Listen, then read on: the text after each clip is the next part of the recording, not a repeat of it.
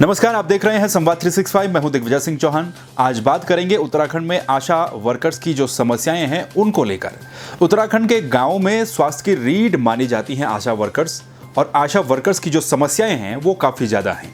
अपनी इन समस्याओं को लेकर, अपनी इन मांगों को लेकर कई बार वो आवाज़ भी उठा चुकी हैं, लेकिन उनकी मांगों पर अभी तक गौर नहीं किया गया, जिससे अब उनके अंदर गुस्सा और भी ज़्यादा बढ़ता जा रहा है। रुद्रप्रयाग में आशा वर्कर्स ने एक विरोध प्रदर्शन किया है, एक दिन का धरना दिया है, नारेबाजी उन्होंने की है, साथ ही उन्होंने मुख्यमंत्री, प्रधानमंत्री के नाम डीएम के माध्यम से ज्ञापन भी दिया है। दरअसल उत्तराखंड के दूर दूर तक के जो इलाके हैं वहां पर आशा वर्कर्स की भूमिका काफी महत्वपूर्ण है। चाहे वो पल्स पोलियो अभियान हो या फिर सरकार की तरफ से जितने भी योजनाएं आती हैं, जितने भी कार्यक्रम आते हैं, उनको ग्राउंड लेवल पर इंप्लीमेंट करने का काम आशा वर्कर्स के जिम्मे ही होता है। ऐसे में आशा वर्कर्स का कहना काफी लंबे समय से ये है कि उनका काम जो है वो काफी ज्यादा है, व्यापक रूप से है, व्यवस्थित तरीके से नहीं है, और उसके एवज में जो वेतन उन्हें मिलता है वो बहुत ही कम है। इसीलिए वो स्थायी वेतन की मांग काफ़ी समय से कर रही हैं कि उनको जो वेतन है वो स्थायी रूप से दिया जाए, उसको फिक्स कर दिया जाए, उसमें बढ़ोतरी की जाए।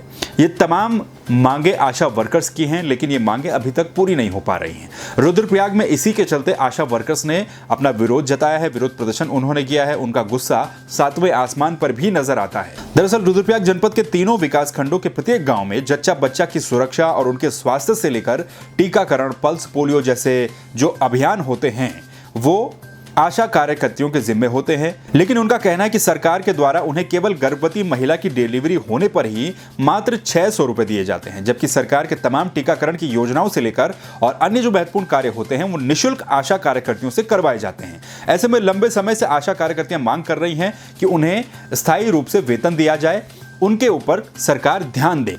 क्या आशा वर्कर्स वहां पर कह रही हैं, पहले तो आप ये सुनिए।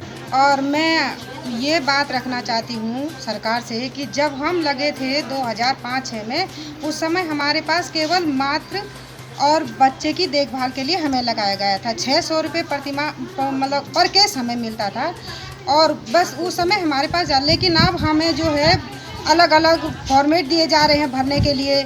हमें हमारे पास 0 से लेकर वृद्ध तक की देखभाल के लिए, किशोरियों की टीकाकरण, गर्भावस्था के दौरान जांच से लेकर, धात्री महिलाओं से लेकर टीकाकरण से लेकर, विकलांग से लेकर टीबी, एड्स, सब चीज़ के बारे में हमें काम मिल रहा है और हम कर भी रहे हैं। लेकिन उसके बदले हमें प्रतिमाह वेतन नहीं मिल रहा। हमें प्रोत्साहन राशि के बदले हमें ये है कि हमें प्रतिमाह वो दिया जाए, फिक्स वेतन दिया जाए। हमारी मांग है कि हम तो प्रोत्साहन राशि के बजाय हम तो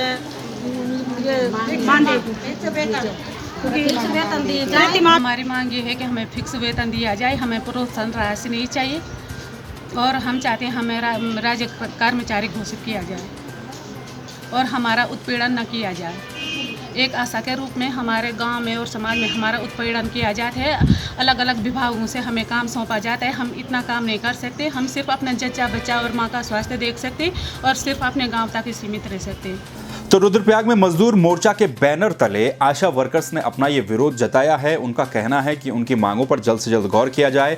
इसी के चलते उन्होंने मुख्यमंत्री के नाम भी एक ज्ञापन भेजा है। उनका ये भी कहना है अगर उनकी मांगों पर गौर नहीं किया जाता है तो फिर आने वाली 20 तारीख से उनका जो आंदोलन है उसका स्वरूप बड़ा किया जाएगा। ये आंदोलन उग्र रूप से आशा वर्कर्स के द्वारा प्रदेश भर में आयोजित किया जाएगा। इनका जो कार्य है वो इनको प्रोत्साहन राशि दी जाती है उससे बहुत ज़्यादा कार्य है, और मुझे तो लगता है कि रात और दिन का कार्य ये लोग करते हैं। जो कि हमारा एक सरकारी हॉस्पिटल एक डॉक्टर होता है, उसकी ड्यूटी तो मात्र मेरे ख्याल से 8 या 6 घंटे की होती है, और इन बहनों की जो ड्यूटी है वो रात को भी है और दिन को भी है, 24 घंटे की ड्यूटी है।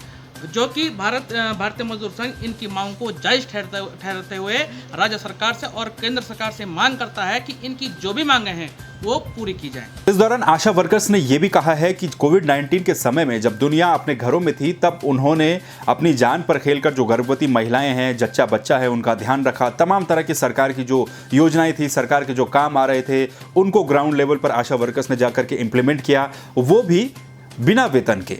ऐसे में उनका एक कहना यह है कि ऐसे कैसे उनका घर बार चलेगा। अपना सारा कामकाज छोड़ करके जब वो इस काम को कर रही हैं तो उनके ऊपर थोड़ा सा ध्यान दिया जाना चाहिए। तो आशा वर्कर्स की समस्या वाकई में काफी बड़ी है। तो अब देखना यह है कि आने वाले दिनों में अगर आशा वर्कर्स की मांग पर गौर नहीं किया जाता है या फिर उनकी मांगों को सुना नहीं जाता है तो जो उग्र आंदोलन की चेतावनी उन्होंने दी है वो किस तरह से इंप्लीमेंट की जाएगी। ये खबर रुद्रप्रयाग से हमारे संवाददाता कुलदीप राणा ने भेजी है। इसी तरह की बाकी खबरों के लिए सब्सक्राइब कर दीजिए संवाद 365 को, बेल आइकन भी दबाइए ताकि नोटिफिकेशन आप तक पहुंचे। और फेसबुक पर देख रहे हैं तो लाइक कीजिए, शेयर कीजिए। फिर मिलेंगे एक नई वीडियो के साथ, नई खबर के साथ। तब तक के लिए नमस्कार।